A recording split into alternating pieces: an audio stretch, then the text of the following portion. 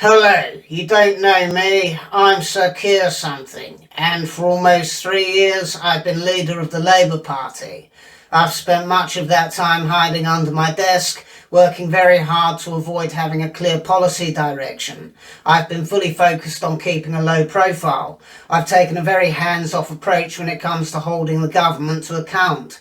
I brought absolutely nothing to the table during the pandemic, when the people of Britain were looking to its leaders to protect the economy and their civil liberties. My leadership style over the past 2.5 years could best be described as stagnant, and it's paid off handsomely, as the Labour Party has absolutely raced ahead in the polls over the past month.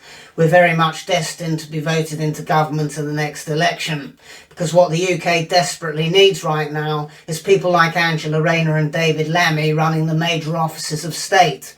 If we're going to return Britain to a state of prosperity and productivity, we need some hard-left grifters running the show.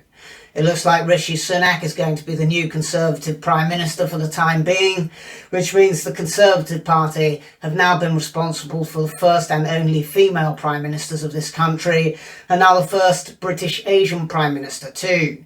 But let's not get confused, let's be very clear about this. The party of diversity in this country is and has always been Labour.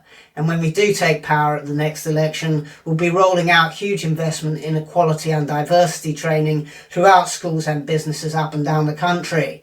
We'll be making sure our police forces make stamping out hate speech and hate crime an absolute priority.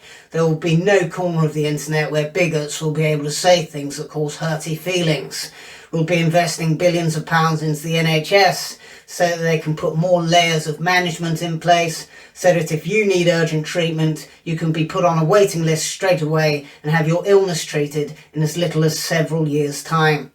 I don't have what it takes to run a bath, let alone a country, but if I just keep my mouth shut for long enough, no one will realise that, and I'll be voted into office out of sheer desperation and lack of alternatives. Can't wait to get started.